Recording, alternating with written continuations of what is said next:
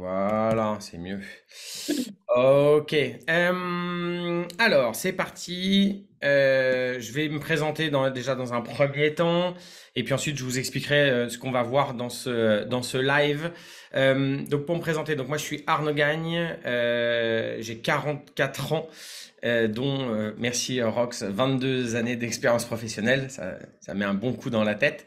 Je suis ingénieur au départ, donc rien à voir avec la partie commerciale. Et puis après, j'ai basculé du côté obscur. J'ai commencé à être commercial chez Xerox où j'ai vendu des photocopieurs. Ensuite, j'ai travaillé dans différentes structures. J'ai rejoint une start-up qui s'appelle Waysembly où j'avais le rôle de directeur commercial. Et aujourd'hui, je travaille chez Iconoclast. Iconoclast, je vous en parlerai après, mais c'est une formation, un bootcamp en 3 mois au métier de la vente. Et mon rôle est aujourd'hui de m'occuper de tout ce qui se passe en France au sein d'Iconoclast, mais mon premier rôle était celui de sales coach, c'est-à-dire coach en vente, et j'aidais notamment tous ceux qui suivent la formation sur les différentes techniques de vente. Et une technique de vente, ça va de comment est-ce qu'on trouve des nouveaux clients, comment est-ce qu'on les fait signer, et surtout comment est-ce qu'on négocie avec eux. Et c'est un des sujets qu'on va voir aujourd'hui, parce que la négociation est partout dans notre quotidien, mais elle est aussi valable quand vous voulez négocier votre salaire. Et donc, c'est le sujet du jour. Pour que ce soit le plus interactif possible, si vous avez des questions, n'hésitez pas à les poser. Et voilà, ce que vous dit Roxane dans le chat, au fur et à mesure, si moi je les vois ou si elle me les voit, elle m'en pose, etc., pour qu'on essaie de rendre ça le plus interactif et le plus sympa possible pour tout le monde. Qu'est-ce qu'on va voir aujourd'hui? On va voir différents sujets. Le premier, c'est déjà quelle est l'importance de négocier son salaire. Je vais vous donner quelques statistiques, mais c'est important de savoir qu'il faut négocier votre salaire. Quand est-ce que vous pouvez négocier votre salaire et pourquoi c'est important de le négocier. Ensuite, on va voir comment est-ce qu'on prépare une négociation de manière générale, mais comment est-ce qu'on prépare une négo de salaire de manière plus spécifique. Le sujet qui intéresse beaucoup de monde, c'est la partie technique. Quelles sont les techniques qu'on peut utiliser et combiner pour négocier son salaire. Et puis, une petite mise en pratique, forcément pour que ce soit plus parlant et que vous voyez de manière plus concrète comment ça peut fonctionner. Et puis on ira sur finalement, qu'est-ce qu'on peut négocier? Il y a plein de choses autres que le salaire qu'on peut négocier, c'est ça qui est intéressant. Et puis je vous parlerai ensuite de comment est-ce qu'on peut aussi se former à la négociation.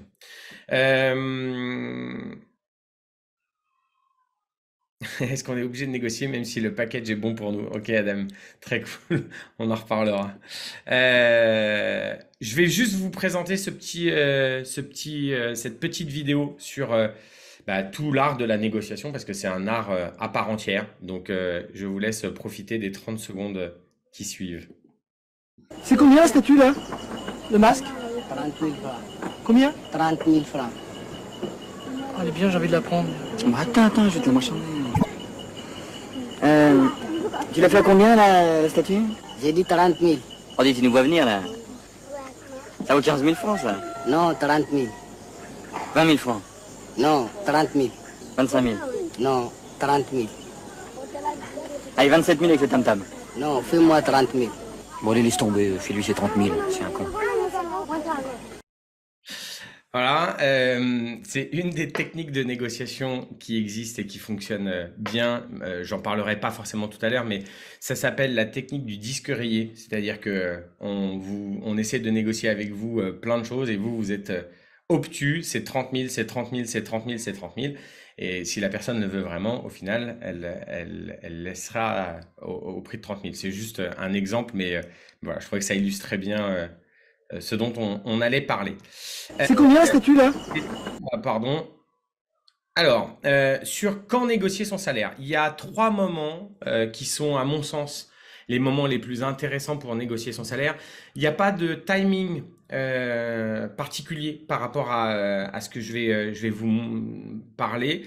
Vous pouvez déclencher finalement une négociation de salaire à n'importe quel moment, mais il y a 3 moments qui sont finalement principaux. Le premier, c'est un des moments les plus importants Je vous en parlerai après, mais c'est le moment de l'embauche. Pourquoi est-ce que c'est important? Parce que euh, c'est le moment où vous pouvez le plus facilement, entre guillemets, négocier. C'est plus compliqué de négocier une fois que vous êtes dans l'entreprise. Et donc, il y a des moments dans l'entreprise où vous pouvez continuer à négocier votre salaire, mais le salaire à l'embauche est un des moments les plus intéressants. C'est aussi pour ça que vous avez des gens qui restent pas longtemps dans des entreprises et qui font plusieurs entreprises régulièrement, enfin qui changent d'entreprise régulièrement. Ça leur permet de renégocier de manière plus importante leur salaire que ils le négociaient en interne. Euh, je dis pas que c'est une bonne stratégie ou pas. Je dis que c'est un des moments où vous pouvez négocier le plus facilement votre salaire, c'est le moment de l'embauche. Le deuxième, c'est l'entretien annuel d'évaluation. C'est un moment privilégié avec en général le manager et sur lequel on va faire un bilan annuel. Et très souvent, si certains RH sont présents, on dit que c'est pas le moment pour négocier son salaire. Moi, je pense que ça fait partie des moments où il faut aussi parler de ces sujets-là, parce que sinon, il n'y a jamais de bon moment. Donc, je pense que c'est un moment qui est, à mon sens, utile et sur lequel que vous pouvez utiliser. Il y a le dernier moment, mais qui va pas forcément avec l'entretien, c'est au moment où vous avez des nouvelles responsabilités ou une promotion. Là, bien entendu, vous avez aussi la capacité de pouvoir négocier votre salaire. Il y a un quatrième que j'ai pas mis, c'est quand ça vous semble juste, donc vous n'êtes pas obligé d'attendre votre entretien annuel d'évaluation, vous n'êtes pas en train d'attendre d'avoir de nouvelles responsabilités ou une promotion, mais si vous pensez que là c'est juste nécessaire et important, vous pouvez aussi solliciter votre manager et lui en parler. Mais en général, c'est plutôt sur ces trois moments qu'on va avoir de la négociation qui va être, on va dire, le plus attendu par les personnes avec lesquelles vous allez échanger. Maintenant, pourquoi est-ce qu'on négocie son salaire? Je vous mets juste un chiffre. Est-ce que vous savez ce que c'est? Que c'est 500 000 $.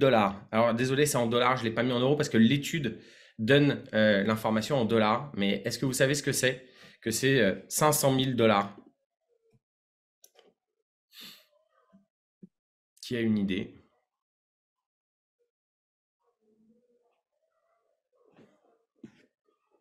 Allez, qui est-ce que je vois là? Est-ce que Benjamin Nicole, est-ce que tu as une idée de ces 500 000 $? Peut-être l'argent qu'on gagne pas, qu'on ne le négocie pas, enfin, une perte. Exactement. Donc c'est exactement ça. C'est une étude qui a été faite par Randstad qui dit que aujourd'hui, si vous ne négociez pas votre salaire tout au long de votre carrière, en moyenne, d'accord, les gens perdent en moyenne 500 000 $. Donc c'est quand même non négligeable. Euh, donc voilà, c'est important de se dire que effectivement, aller négocier son salaire. Je sais que il y a des professions pour lesquelles c'est plus facile que d'autres. Et je vais faire part des commerciaux qui ont plus l'habitude de négocier, etc. Ils vont aller plus facilement négocier leur salaire. Il y a des professions pour qui c'est plus compliqué. Pour celles pour qui c'est plus compliqué, pensez à ce chiffre-là. C'est important que vous l'ayez en tête parce que ça fait partie des éléments qui peuvent vous aider à vous dire c'est important, il faut que je me fasse un peu violence et que j'aille faire cette négociation. Je pense qu'elle est importante. Maintenant, vous n'allez pas y aller n'importe comment.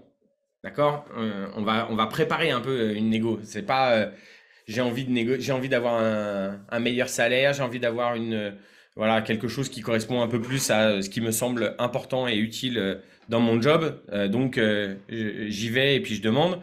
Non, non, on va pas faire ça comme ça. On va finalement se préparer. Il va y avoir 5 gros points de préparation. Le premier, c'est que vous allez travailler sur votre valeur. Votre valeur, c'est quoi? C'est votre valeur sur un marché. Donc là, typiquement, vous allez avoir des sites type Glassdoor, type Paylift, ce genre de choses, qui sont des sites où vous allez pouvoir finalement mettre votre job, là où vous travaillez, votre année d'expérience, etc. Et ils font un peu un benchmark des salaires qui sont proposés pour ce type de job avec tant d'années d'expérience, etc. Alors, il y a 2 points là-dessus. Je trouve que c'est intéressant, mais c'est pas forcément à prendre au pied de la lettre. Pourquoi? Parce que ces sites-là, ils ne fonctionnent que à partir du déclaratif. Et le déclaratif, bah forcément, c'est du déclaratif. Donc, c'est pas une étude en tant que telle pure avec des chiffres qui sortent des solutions de paye de ces entreprises, etc. Mais ça vous donne une petite idée. Est-ce que je suis plutôt dans le marché? Est-ce que je suis vraiment hors du marché? Dans un sens comme dans l'autre. Je vous donne un exemple, mais sur des professions que je connais bien, des professions, par exemple, de personnes qui font de la prospection téléphonique, etc., il y a une fourchette de salaire et j'ai déjà vu des offres qui étaient facilement 40-50% au-dessus du marché. C'est important aussi d'avoir cette notion-là quand on est recruté, par exemple, quand on est dans un entretien d'embauche, savoir si les salaires sont beaucoup plus élevés que ce qui se fait en moyenne, qu'est-ce que ça veut dire derrière? D'accord? Est-ce que c'est logique, etc. Donc, c'est important d'avoir voilà, cette notion de valeur aujourd'hui. Où est-ce que je me positionne?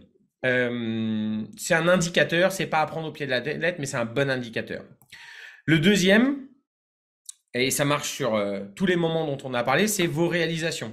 Qu'est-ce que vous avez fait aujourd'hui qui peut vous aider à justifier tel niveau de salaire à un moment? Donc, ça peut être vos réalisations au sein de l'entreprise quand vous êtes en train de faire votre entretien annuel ou vous avez une promotion, etc. Donc, qu'est-ce que vous avez fait? Et puis, si vous êtes en embauche, qu'est-ce que vous avez fait précédemment qui va pouvoir donner du crédit finalement à votre demande? Quelles sont les performances que vous avez réalisées? Quels sont les projets que vous avez faits? Quels sont les sujets et les travaux que vous avez réalisés qui vont permettre finalement à votre interlocuteur de se dire, ah oui, effectivement, je comprends, ça peut être justifié par rapport à tel ou tel point, je peux comprendre sa demande en termes de revalorisation, etc. Donc, c'est ultra important de préparer, d'avoir toutes vos réalisations qui vous semblent pertinentes. Je vais juste aller un peu plus précisément sur ces sujets-là.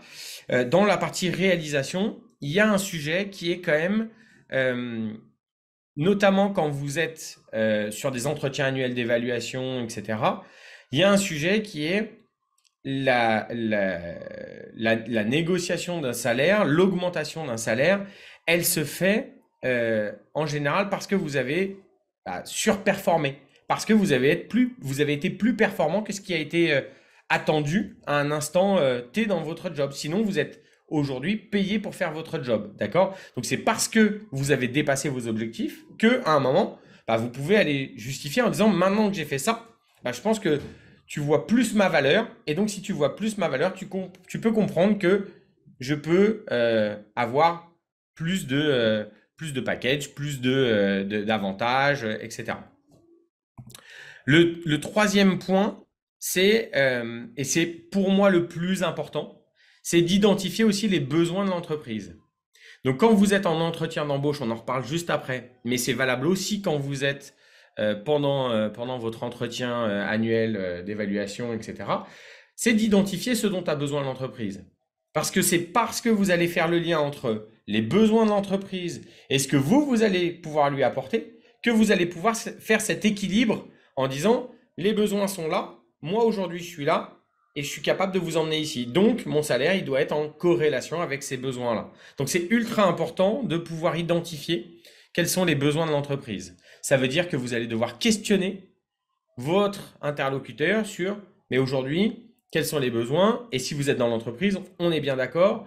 Aujourd'hui, dans ce que tu m'as dit, la vision pour l'année prochaine, c'est de faire ça, c'est de faire ça. On est bien d'accord que vous voulez faire ça. Quels sont les objectifs ou les projets sur lesquels tu veux me faire travailler l'année prochaine, etc. D'accord? Ensuite, il y a la partie compétences. Vous avez vos réalisations, mais il y a aussi ce que vous êtes capable de faire. D'accord? Donc, il faut lister un petit peu tout ce que vous êtes capable de faire, tout ce que vous êtes, tout ce que vous pouvez, tout ce que vous pouvez faire.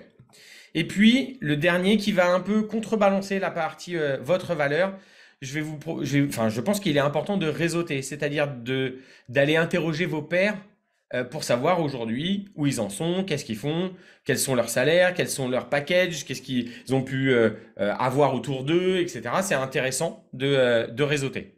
OK? Maintenant, ce que je vous dis, c'est, je reviens juste sur la slide précédente, les besoins de l'entreprise, ça veut dire quoi? Ça veut dire qu'avant de négocier, vous allez devoir faire un peu l'explorateur et vous allez devoir découvrir finalement quels sont les besoins de l'entreprise pour lequel vous allez demander cette augmentation ou cette négociation de salaire. Pour ça, le mieux, c'est de faire un questionnement en entonnoir. Vous allez devoir travailler sur des choses qui sont très généralistes et arriver au fur et à mesure vers des informations qui correspondent à votre job. Donc, je vous prends un exemple. Je suis en entretien d'embauche.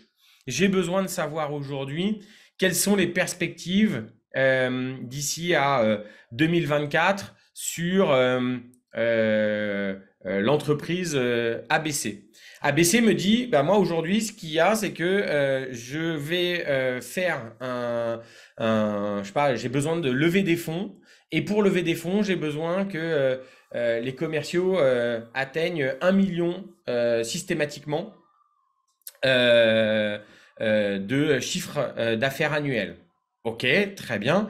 La question c'est, s'ils n'y arrivent pas, qu'est-ce qui se passe? Bah, il se passe qu'on ne va pas pouvoir lever des fonds. Si on ne peut pas lever des fonds, qu'est-ce qui se passe? Bah, si on ne peut pas lever des fonds, ça veut dire que je ne peux pas continuer à me développer mon entreprise, etc. Donc, ça va avoir des conséquences fortes. Et le fait qu'il y ait des conséquences fortes, vous allez pouvoir contrebalancer avec votre action à vous dans le cadre de votre embauche. À quoi vous allez contribuer? Et donc, forcément, remonter la valeur de votre travail. D'accord? Mon travail va permettre de faire ça. Ça a de la valeur. Si ça a de la valeur, vous allez pouvoir l'utiliser comme levier de négociation. OK? Je veux juste, avec des pouces levés, etc., juste savoir si c'est clair ce que je suis en train de vous dire ou si c'est un charabia. OK, super. Merci. J'ai une question avant. T'as dit, pardon? Ouais, j'ai une question de Cécile. Ouais. Comment est-ce qu'on pourrait demander à quelqu'un de son réseau quel est son salaire? Parce que c'est vrai que du coup, il y a plein de gens qui n'osent pas forcément parler de salaire et qui n'osent pas répondre, franchement. Est-ce qu'il y a une manière de l'amener? Non, mais t'es pas obligé d'avoir un salaire exact. Tu peux avoir une tranche. Déjà, la tranche, ça donne une idée. Et puis, on parle que de salaire, mais on en parlera juste après. La négociation ne se fait pas que sur le salaire. Donc, aujourd'hui, c'est quoi les trucs, les gros avantages que tu as dans ta boîte? Moi, j'ai un pote, il est dans une grosse structure, il a 35 jours de congés payés. Ok. Ça fait partie d'éléments qui sont intéressants. Il y en a d'autres, ils vont vous dire, bah moi, j'ai une voiture de fonction. Il y en a qui vont vous dire, bah moi, ils me payent un abonnement à la salle de sport. Il y en a qui... Peu importe. Mais en tout cas, vous allez pouvoir comme ça récupérer des informations qui peuvent vous être utiles et sur lesquelles vous allez vous dire, tiens, oui, ça m'intéresse ou ça m'intéresse pas. Mais au moins, je sais ce qui existe autour de nous. Ok, merci. Ok? Alors, la partie la plus, entre guillemets pour moi, la plus fun, la plus intéressante, c'est les différentes techniques. Je vous donne pas une technique absolue, je vous donne des techniques, il y en a 6 là dont on va parler. Les 6 peuvent être combinés, d'accord? C'est plein de choses qui peuvent être combinées pour vous aider à négocier votre salaire. Donc maintenant que vous avez identifié en quoi votre valeur est importante, vous avez bien préparé, vous avez préparé vos réalisations, vous avez préparé votre valeur sur le marché, ce qui se fait, etc. Vous avez compris finalement quelle était la valeur de votre travail par rapport aux objectifs de l'entreprise. Ben maintenant, vous allez pouvoir commencer à négocier. Il n'y a pas d'ordre de priorité dans ce que je suis en train de vous dire. Je vous donne juste des techniques de manière générale. La première technique, c'est le point d'ancrage. Le point d'ancrage, c'est quoi? C'est vous allez tout de suite, c'est vous qui allez énoncer ce que vous voulez. Vous n'attendez pas de savoir ce qu'on vous propose. C'est vous qui allez énoncer. Pourquoi? Parce que celui qui énonce, c'est celui qui va mettre le curseur. Je vous donne juste une expérience qui a été réalisée par Harvard. Il y a une roue, vous voyez, une roue de la fortune là, avec plein de chiffres, etc. La roue, elle est biaisée. Et ils ont 50 personnes devant eux. Ils font tourner la roue. Et la boule, elle tombe sur 2 cases différentes. La première, elle tombe sur 10. La deuxième, elle tombe sur 45. Et la question qui est posée, c'est quel est le pourcentage de personnes issues du continent africain à l'ONU? D'accord? Ça, c'est la question telle qu'elle est posée. Et si la boule tombe sur 10 En moyenne, les gens répondent 22. Et si la boule tombe sur 45, en moyenne, les gens répondent 41. D'accord? Qu'est-ce que ça veut dire? Ça veut dire qu'un élément externe qui n'a rien à voir avec le nombre de personnes issues du continent africain est donné. Et pourtant, les gens le prennent comme référence pour réfléchir sur le pourcentage à donner. On est d'accord que ça n'a rien à voir. Et ben, c'est exactement le principe du point d'ancrage. Si vous donnez un point d'ancrage, bah forcément, votre interlocuteur, il va le prendre en référence et vous allez négocier à partir de cette référence-là.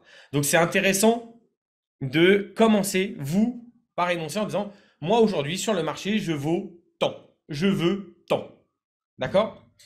Le deuxième point, c'est que faire si jamais c'est pas vous qui avez dit je veux tant, mais qu'on vous a dit pour le salaire, c'est tant. Et vous êtes très loin de ça. Ce qui va se passer à ce moment-là, c'est que vous allez devoir, en gros, démonter la personne qui vous a donné le point d'ancrage de sa part. C'est-à-dire que si je vais prendre sur une base 100, vous voulez 100, elle vous a donné 50, vous allez devoir lui expliquer que le 50 est totalement inapproprié par rapport à ce job-là. Et donc, bah, vous ne pouvez pas accepter ce job à ce prix-là. Le job sur lequel vous pensez pour ce job-là, le salaire qui vous semble finalement le plus logique, c'est une base 100. Hop, et vous recréez un point d'ancrage. Mais d'abord, il faut démonter le point d'ancrage de la personne si c'est elle qui l'a fait en premier. OK? Deuxième point, c'est en égo, c'est les 6C. C'est vous allez devoir contextualiser. Donc, vous allez devoir expliquer, OK, bah moi aujourd'hui, j'ai fait ça, j'ai fait ça, j'ai fait ça, etc. Vous contextualisez. Ensuite, vous consolidez. Vous allez expliquer pourquoi est-ce que par rapport à ce que vous voulez aujourd'hui, bah, ça vous semble pertinent de demander une augmentation ou de demander un salaire plus important que ce qui vous a été proposé. Ensuite, il y a le commencer haut. Commencez par une demande qui est relativement élevée, voire très élevée par rapport à ce que vous voulez. Parce que si vous commencez, je reprends ma base 100, vous voulez 100. Si vous demandez 101, bah vous avez très peu de marge de négociation avec votre interlocuteur. Si vous demandez 110, 120, vous avez une capacité à pouvoir faire une négociation. On est d'accord? Donc, forcément, il va falloir commencer au-dessus pour avoir une marge de négociation qui soit suffisamment intéressante pour vous. Ensuite, pas de concession sans contrepartie. Ça veut dire quoi? Ça veut dire que si vous avez à un moment votre interlocuteur qui vous dit ben, moi je peux faire ça, etc. ou je ne peux pas faire ça, proposez une contrepartie. C'est si tu peux pas faire ça, qu'est-ce que tu peux faire en contrepartie? Si tu ne peux pas m'augmenter de plus de 2000 euros, OK pour 2000 euros, mais moi j'en voulais 5. Qu'est-ce que tu fais entre 3 et 5? Qu'est-ce que tu me proposes en contrepartie des 3 et 5? D'accord? Vous allez avoir une contrepartie. C'est ultra important. Construire la ZIC, c'est la zone d'intérêt commun. C'est vous voulez ça, votre interlocuteur il veut ça. Comment est-ce qu'on fait pour que nos deux, les deux interlocuteurs arrivent à se parler? Donc, il va falloir travailler sur quel est le minimum que vous acceptez, quel est ce que vous voulez. Et lui, de son côté, il sait où est-ce qu'il peut aller. Et potentiellement, il faut arriver à trouver cette zone d'intérêt commun.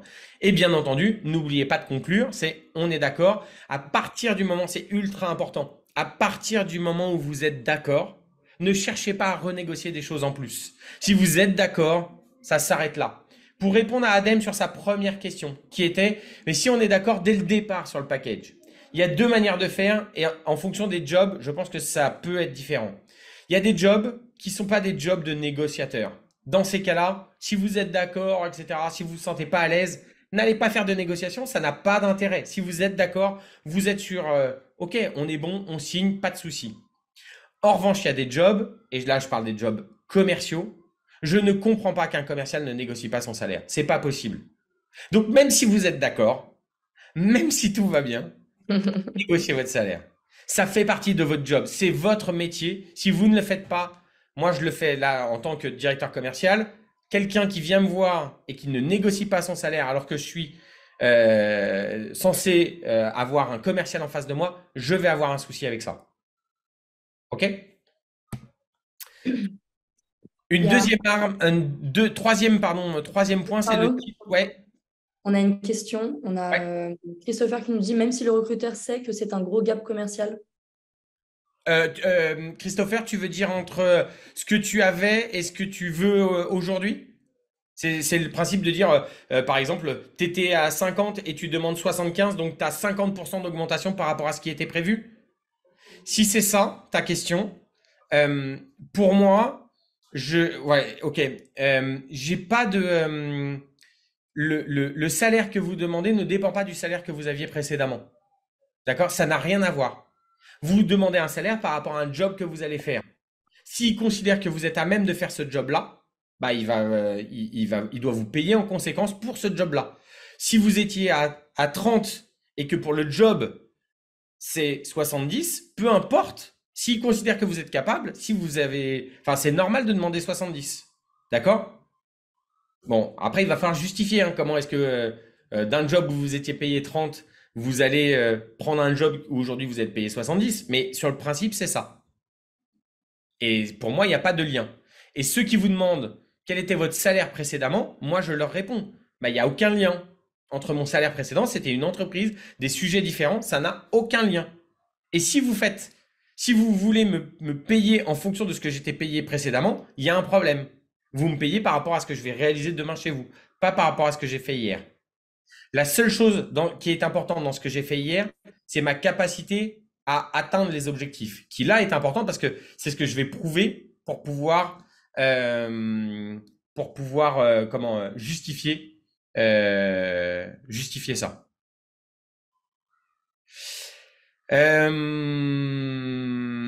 Julia, je ne sais pas ce qui t'a porté préjudice, mais si c'est le fait de ne pas vouloir donner ta rémunération précédente ou de ne pas vouloir faire de lien entre ta rémunération précédente et la rémunération actuelle en leur disant ça n'a pas de lien, etc. Moi, j'ai un point là-dessus qui me permet de négocier de manière très simple par rapport à ça. C'est que si on n'est pas en accord, je préfère le savoir maintenant que de ne pas être en accord au bout de 6 mois où je suis dans l'entreprise.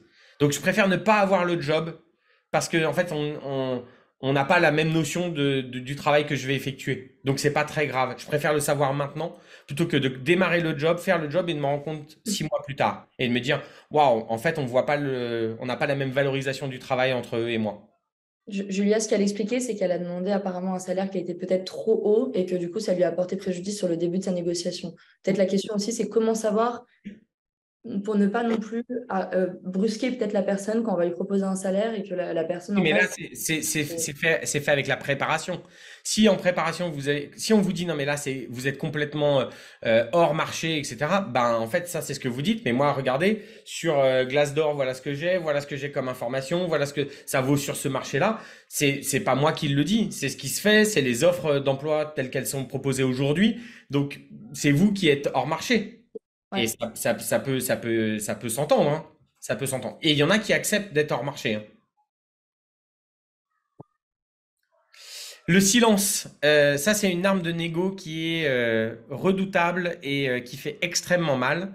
Quand vous annoncez, par exemple, ce que vous voulez comme salaire, vous ne justifiez rien. D'accord? Vous dites, moi aujourd'hui, je veux 35 000 euros brut annuels. Et vous vous taisez. Si vous vous taisez, ça veut dire que dans la tête de la personne que vous avez en face, vous êtes serein et sereine par rapport à ce chiffre-là. Vous n'avez pas besoin de le justifier. Pourquoi est-ce que les gens parlent? Parce qu'ils ont l'impression qu'il va falloir que je justifie pourquoi je demande 35. Hein. Ouh, là, il faut que je l'explique. Et donc, alors voilà, je vous explique. En fait, moi, je veux 35 parce que ceci, parce que cela. Non, non. Vous expliquez que vous voulez 35 et vous vous taisez. Vous attendez de savoir ce qui va arriver en face. Et une fois qu'on vous dit « Ouah, je trouve ça un peu élevé » ou « Je trouve ça machin, etc. » Là, vous allez justifier. Là, vous allez contextualiser. Mais au départ, vous vous taisez. OK? Deuxième point, pensez à la négociation, le win-win.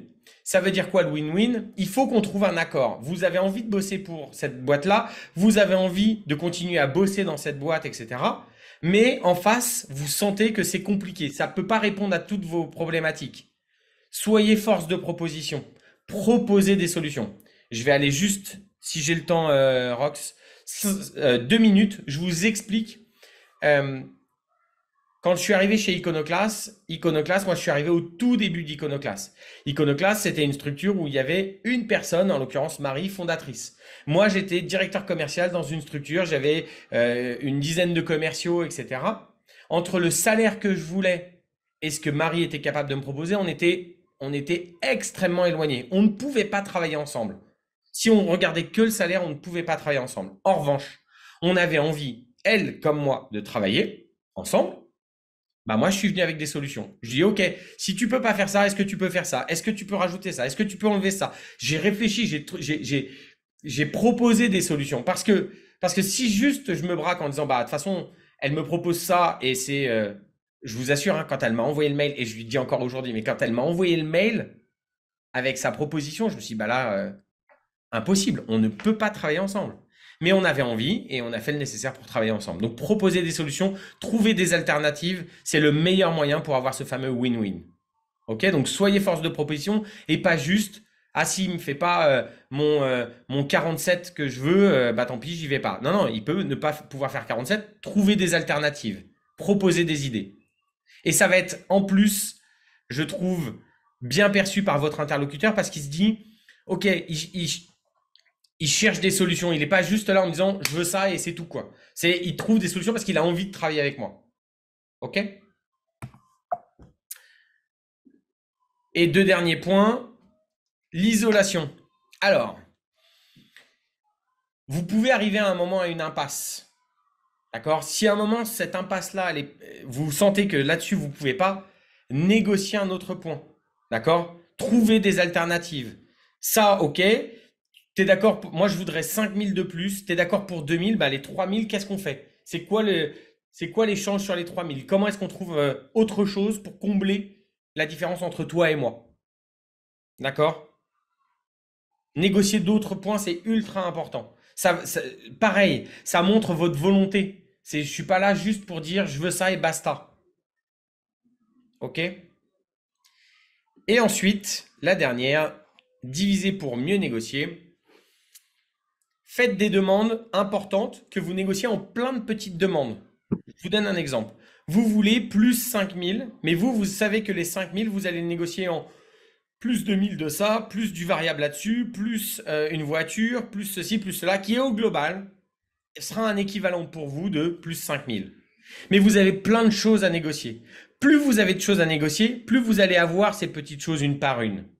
C'est plus difficile de dire je veux plus 5000 maintenant, plutôt que de dire je veux un abonnement à la gym, je veux ça, je veux ça, je veux ça. En fait, vous avez plein de petits trucs et tous ces petits trucs cumulés font qu'à un moment, vous allez peut-être arriver à plus 5000. Donc, préparez aussi des cartouches différentes pour pouvoir faire votre négociation.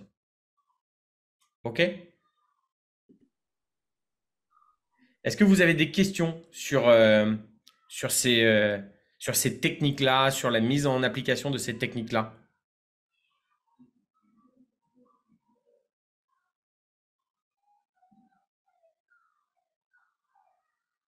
Ah, j'aime bien ta question, Cécile. Si on veut un salaire de 100, mais en visant haut, on donne une fourchette de 110-115 en début de négo, n'y a-t-il pas un risque de discréditer en acceptant 100 au final? Si. Et donc, l'objectif, c'est pas d'accepter 100, c'est d'accepter 100 plus quelques contreparties. Ça peut être 100 aujourd'hui, mais 110 l'année prochaine si j'ai fait tous mes objectifs. Ça veut dire que tu acceptes à un moment pendant une période, mais au final, tu sais que tu vas avoir ce que tu veux. Mais si tu acceptes juste 100 en disant oui, bah ok, moi 100, ça me va. Bah oui, effectivement, c'est pas, tu t'es discrédité. Ça veut dire que pour demain, c'est plus compliqué. Mais si tu sais que tu demandes 110, 115 et que tu vas dire, bah, si vous me proposez 100, qu'est-ce qu'on fait pour combler le 100, 110, 115? J'en parle juste après, mais il y a plein de choses que vous pouvez négocier. C'est pas que du salaire. OK? Est-ce que vous avez des questions ou est-ce que c'est bon pour vous? Ok. Faites attention parce qu'après, ça va être à vous de le faire, hein.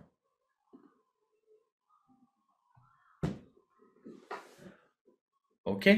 Bon, bah maintenant que vous avez une partie des cartes en main,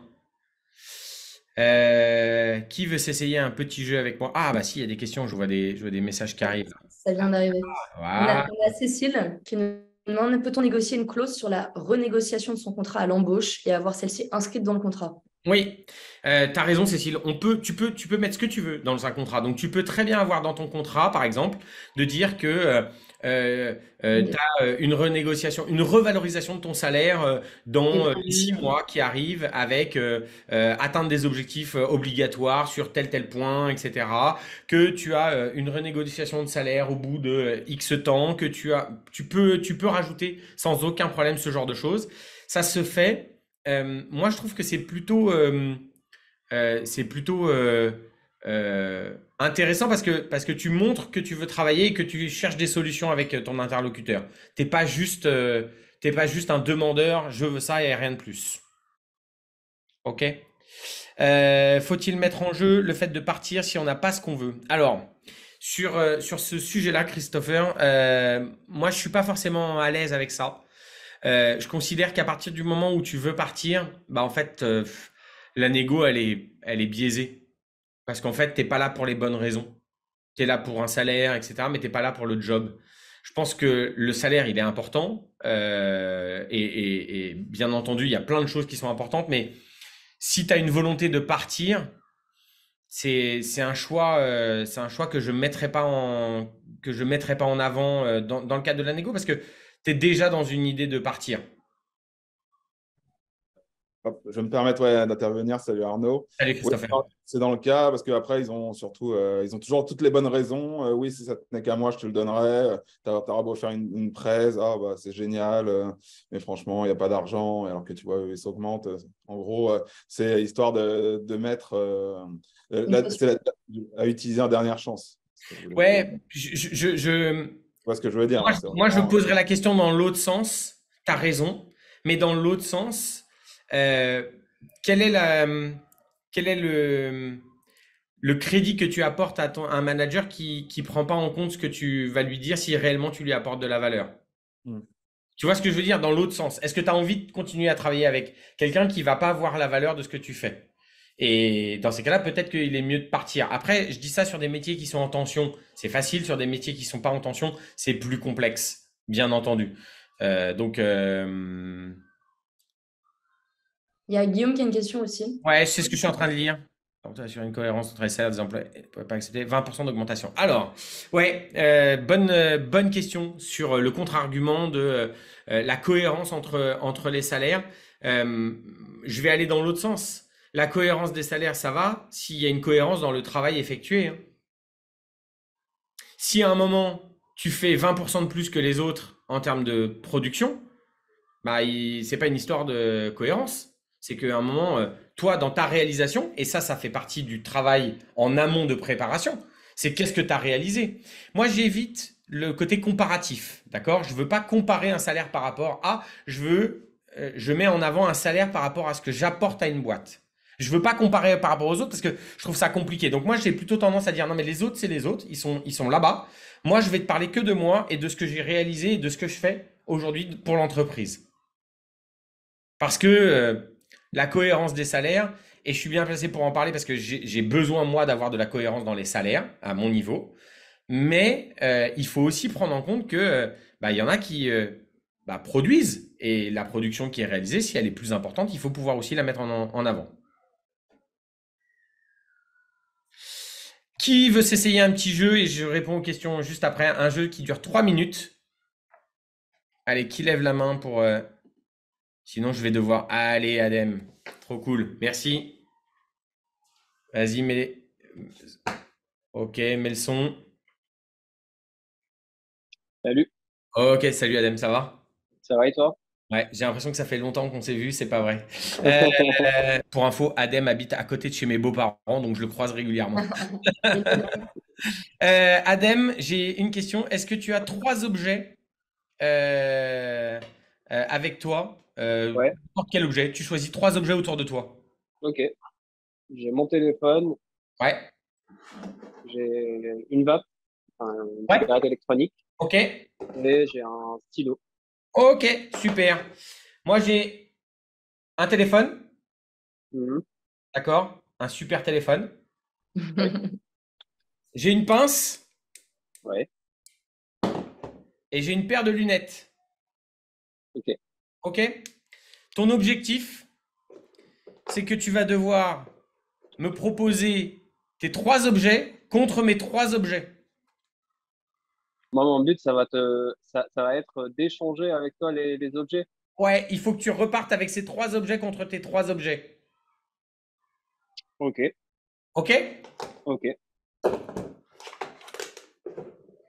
Euh, Ok, donc on commence. Qui commence? C'est toi Comme ou tu veux. bah, tu veux commencer disant que tu sais très bien que j'ai envie d'échanger mes objets contre les Ouais. tiens. Ok, très bien. Donc toi, tu veux échanger tes objets par rapport à mes trois objets. Tu as une vape, un stylo et un téléphone, c'est ça? C'est ça. Ouais, ok. Moi, ton téléphone m'intéresse. Ok. Euh, Parce que ça Très bien. peut être intéressant. Oui, ça pourrait être intéressant, mais je voudrais comprendre déjà pourquoi est-ce qu'il t'intéresse ton téléphone. Bah, parce que j'ai ce vieux téléphone-là Oui. et que moi, ce téléphone-là, il est pas mal, mais je trouve que le tien, il a l'air vraiment mieux. Donc, je veux bien ton téléphone. Ok, très bien. Moi, ce qui m'intéresse beaucoup plus, c'est tes lunettes. Moi, je voudrais bien te donner mon téléphone contre ton téléphone. Et je voudrais bien échanger aussi mon stylo avec tes lunettes. Donc, c'est ton téléphone contre mon téléphone et tes lunettes, avec tes lunettes, mes lunettes contre ton stylo. C'est ça. Et avec ça, la pince aussi. Parce qu'aujourd'hui, je n'ai pas de pince. Et elle est assez importante pour moi pour le bricolage à la maison. Ok, mais c'est contre quoi la pince? La pince, c'est contre une vape qui est assez récente aussi. Ouais, mais je fume pas du tout et ça m'intéresse absolument pas d'avoir une vape. Mais ça pourrait être aussi un objet décoratif. Il y a beaucoup de gens aussi aujourd'hui qui utilisent ça comme objet décoratif. Ok. Je peux savoir aujourd'hui ce que tu fais avec ton stylo? Un stylo m'aide à rédiger des notes, surtout. D'accord. Il est facilement transportable aussi, donc ça ne me dérange pas du tout de le prendre avec moi. Ok, ça marche. J'ai une question. Est-ce que tu sais combien ça vaut une vape sur le Bon Coin? Une vape sur le bon coin, ça vaut entre 30 et 50 euros à peu près. 30 et 50 euros sur le Bon Coin? Oui, Ok. Ça veut dire que potentiellement, je pourrais échanger une vape contre un autre produit? facilement, oui. Ok. Contre quoi comme produit? Il y a plein de produits avec lesquels on peut échanger une vape. Ça dépend pourquoi est-ce que toi, tu serais intéressé. Bah moi, la vape, je t'ai dit, je fume pas, je trouve que c'est pas beau, je vais pas le mettre en objet décoratif. En revanche, Ouais, ce qui m'intéresserait, c'est d'avoir une belle plante. Et j'ai pas de plante chez ouais, moi. ouais, c'est tout à fait possible d'échanger ça aussi. Ok, bah dans ces cas-là, je te propose t'échanges ta vape contre une plante, et puis tu peux voir. Et, et, et quand tu as la plante, à ce moment-là, on, on, on fait tous les échanges. Je peux te laisser aussi faire ça de ton côté. Moi, aujourd'hui, j'ai pas beaucoup de temps. Moi, je voudrais repartir aujourd'hui avec la pince, les lunettes et Ouais. ton téléphone portable. Alors déjà, l'échange des téléphones, il y a un gap entre les deux. Donc, je préfère te laisser faire ça de ton côté entre la Ok, plante et la vape. allez, parce qu'il y a un gros gap sur le téléphone, je veux bien. Ouais. Ça marche. Merci, Adem. Merci Adam. Bon, Bravo. merci. C'est compliqué parce que là, on n'a pas de notion d'argent. C'est là où c'est intéressant d'en faire de faire cet exercice-là. C'est qu'on est obligé de comprendre finalement quelle est la valeur que je vais pouvoir avoir dans un téléphone, dans une vape, dans un stylo, etc. Pour pouvoir proposer quelque chose en échange, en disant bah l'échange qu'est-ce que tu vas y gagner à prendre ma vape? Qu'est-ce que tu vas y gagner à prendre mon stylo? Qu'est-ce que tu vas y gagner à prendre mon téléphone? D'accord? Donc là, il n'y a pas de notion d'argent, c'est juste pour que vous ayez ça en tête. L'argent est un des éléments, mais il n'y a pas que ça, et vous pouvez mettre en avant pas mal de choses qui sont plus intéressantes que juste forcément des euros sur un compte, même si c'est très important, j'en conviens, mais il y a d'autres choses et c'est justement ce que je voulais faire. En tout cas, merci Adem parce que c'est pas simple, compliqué de se prendre au jeu sur un truc comme ça en direct. Donc voilà, merci pour l'exercice. Hop, pour la suite. Qu'est-ce que vous allez pouvoir négocier? Vous allez pouvoir négocier, on a dit, hein, des sous, vous allez pouvoir négocier des avantages et vous allez pouvoir négocier aussi des opportunités. Alors, sur la partie argent, je vous donne quelques exemples. Vous pouvez négocier un variable. D'accord? Il y a des métiers qui ont de base du variable. Il y a des métiers qui ne l'ont pas. Il y a des métiers pour lesquels c'est facile de mettre du variable. Il y a des métiers pour lesquels c'est plus compliqué. Vous pouvez essayer de négocier dans votre discussion, de dire tu ne peux pas atteindre le salaire que je veux, mais en revanche, est-ce que tu pourrais me le proposer en échange d'un variable sur atteinte d'objectif, par exemple? D'accord? Donc lui, la personne en face, elle prend moins de risques et elle sent que vous êtes impliqué parce que ça va être sur atteinte d'objectif. Ok, je vais être capable de pouvoir faire ce que tu me demandes et si je fais ça, à ce moment-là, tu vas être satisfait et tu pourras me payer le package que je voulais.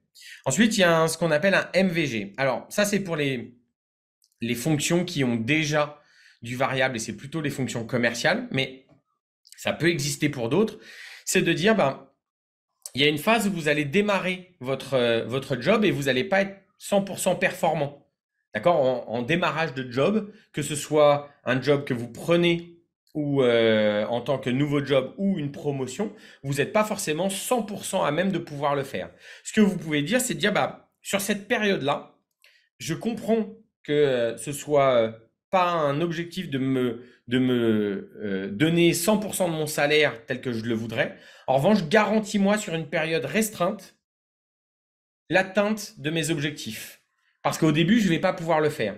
Et une fois que tu m'as donné ce minimum variable, garanti, MVG, ça veut dire minimum variable garanti.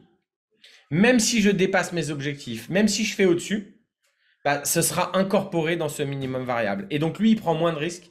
Et vous avez un petit peu de variable qui vous est garanti. Le gros intérêt pour lui, c'est que à la place de vous donner une augmentation sur votre fixe, il vous donne cette augmentation uniquement sur l'année 1, voire sur les 3 premiers mois, par exemple. Et donc, s'il vous donne ça sur les 3 premiers mois, ça va être à vous de prouver que à la fin de l'année, regarde, maintenant que j'ai fait ça, tu comprends que je veux avoir un salaire plus élevé à la fin de l'année 1. Prudence, tu lèves la main, tu avais une question particulière?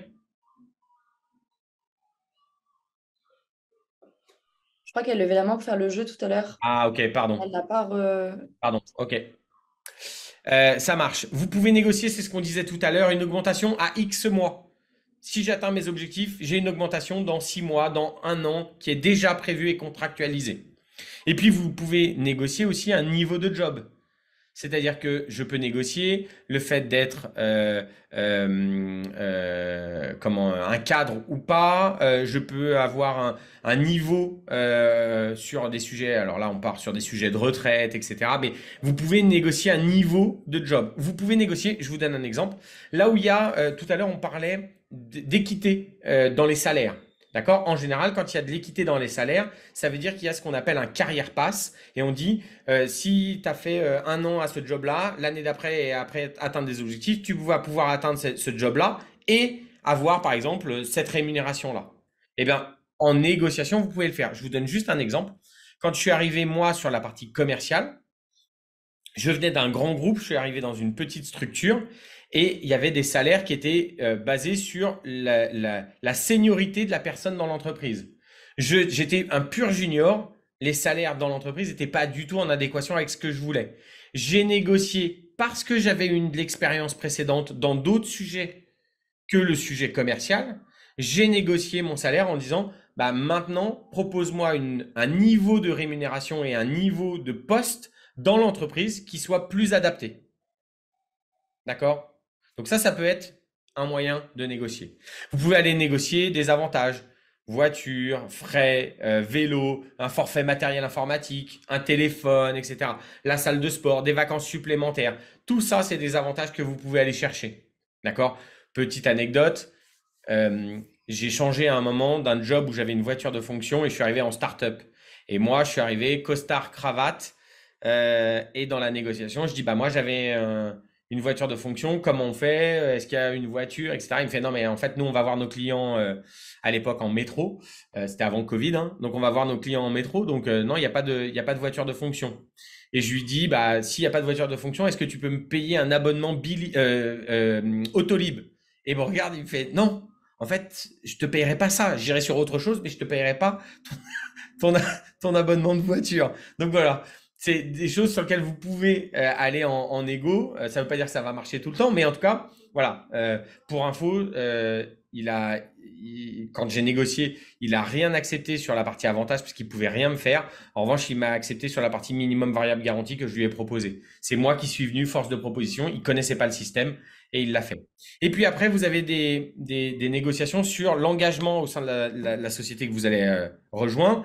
Les BSPCE ou équivalents, ce sont des parts dans l'entreprise. Ça marche pour des entreprises qui sont plutôt jeunes. Et là, vous prenez des parts dans l'entreprise qui vont vous permettre, parce que vous restez dans l'entreprise un certain nombre de temps, donc ça veut dire c'est un engagement de votre part. À ce moment-là, vous allez avoir la possibilité de pouvoir finalement participer à la croissance de l'entreprise. Et cette croissance-là, elle vous sera bénéfique demain quand vous récupérez des actions associées à la vente. Vous pouvez négocier des plans de formation, d'accord? Vous voulez vous améliorer sur tel ou tel point, etc. Vous pouvez négocier. Moi, je trouve ça cool d'aller négocier ce genre de choses. C'est des budgets qui existent dans l'entreprise, c'est des budgets qui sont pas forcément toujours utilisés. Et finalement, la formation peut être un moyen de revaloriser votre profil, votre carrière, etc. Et demain, de vous permettre de gagner plus. Donc, ça peut être un élément intéressant. Et puis, vous pouvez aussi négocier un bonus sur la perf globale de l'entreprise. C'est-à-dire que vous n'êtes pas obligé d'avoir un bonus sur votre performance individuelle, mais plutôt sur la performance globale, parce que c'est intéressant en disant mon travail contribue au même titre que ceux des autres et je voudrais être finalement rémunéré sur cette partie-là. Ça existe beaucoup dans les grosses entreprises, ça existe moins dans les petites. Mais voilà, c'est juste pour vous dire, il y a des choses qui existent dans les petites, d'autres dans les grosses, etc. Il y a plein de choses qui existent sur lesquelles vous allez pouvoir travailler pour négocier vos salaires. Est-ce que déjà tout ce qu'on a vu est clair et intéressant pour vous? Est-ce que les plans de formation existent aussi en startup? Oui, Cécile, ça existe. En fait, alors bien entendu, les budgets sont pas forcément mirobolants. Mais il y a des objets, enfin il y a forcément des budgets de formation, même dans des petites structures. Alors sur la première année où il y a 1 ou 2 salariés, tu vas pas avoir de budget, mais à partir de l'année 2, tu peux avoir un petit budget. Ça représente pas grand-chose au début, mais au fur et à mesure, ça représente un peu et au final, tu peux aussi en bénéficier si à un moment c'est utile. Okay. Dans une startup, c'est dur d'atteindre des objectifs parce que de nature, ils sont souvent très, très ambitieux. Dur donc de dire j'ai réalisé 110% de mes objectifs. Quels seraient les bons arguments à revaloriser le salaire sur la seniorité au sein de la startup? Oui, les objectifs sont ambitieux. Il y a toujours le problème de est-ce que ce sont des objectifs dits SMART? SMART qui veut dire le côté ça y est, j'ai perdu l'acronyme. Moi aussi, je l'ai plus, l'acronyme. Spécifique, mesurable. Oui, merci. Spécifique, mesurable, atteignable, réaliste et timé. Le côté atteignable est ultra important. Merci Adem pour le spécifique que j'avais pu. Le côté atteignable est ultra important. Je vous donne juste un exemple. Quand je suis arrivé dans une structure familiale pour vendre de la téléphonie en entreprise, on m'a dit oui, si vous atteignez tel objectif, vous avez telle variable, etc. Je dis ok. Et je dis alors, il me dit non, c'est atteignable, ok. Et à la fin de l'année, j'atteins cet objectif-là.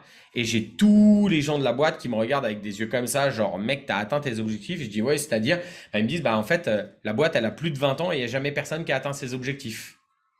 Donc là, je suis arrivé, j'avais fait 102% de l'objectif, j'avais pas fait 110, j'avais fait 102, mais en égo, je suis arrivé, je dis voilà, qu'est-ce qu'on fait? Pour information, j'avais un rôle de commercial, donc un fixe, un variable. Il m'a proposé, je vous le donne juste comme ça, il m'a proposé d'augmenter de 2% mon variable. Je lui ai dit que c'était pas possible et que si c'était la manière dont il voyait ma valeur, il n'y avait aucun souci, je tirerais les conséquences de ça. Ce à quoi il est retourné à son bureau, il a fait semblant de taper sur son Excel et il est revenu vers moi et il m'a proposé 30% de fixe de plus. Bon, bah là, je lui ai dit que je réfléchirais et que je revenais vers lui le lundi. Bon, bah, je savais déjà que j'allais dire oui, mais sur le principe, voilà. Bien sûr que quand vous êtes en position où vous avez atteint même des scores qui n'ont pas été atteints par la boîte, même si c'est en dessous des 100%, ça peut être un moyen d'y arriver. C'est bon pour vous?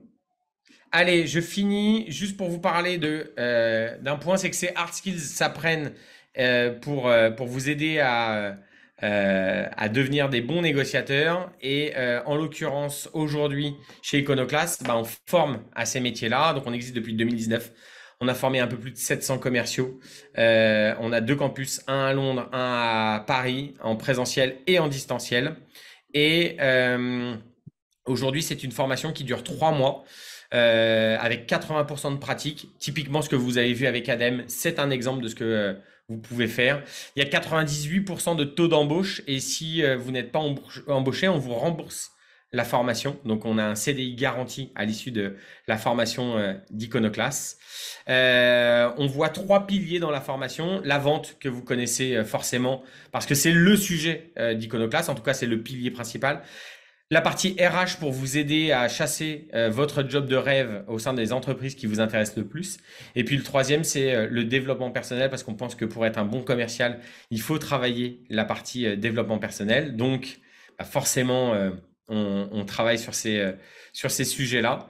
On a énormément de partenaires, des partenaires type startup parce qu'on a un écosystème autour de nous qui est startup, mais pas que. Quand vous avez du Figaro Classified, quand vous avez du Free, etc., on est sur des structures qui ne sont pas forcément des structures dites startup. Donc voilà, on a plein de partenaires. Les partenaires viennent pour vous aider à justement mettre en application les techniques qui ont été vues, les techniques de vente, etc., dans le cadre de mise en situation réelle ou fictive. On a des partenaires RH qui vous accompagnent aussi sur la partie formation pour vous aider à être finalement meilleur demain et trouver le job qui vous va bien au salaire qui vous va bien. Que veut dire de plus? Que la prochaine rentrée se fait le 18 septembre, que c'est un très bon moyen si vous souhaitez un jour vous reconvertir ou si vous avez des profils autour de vous qui souhaitent le faire et se reconvertir, très honnêtement, un très bon moyen pour y arriver. Merci Roxane.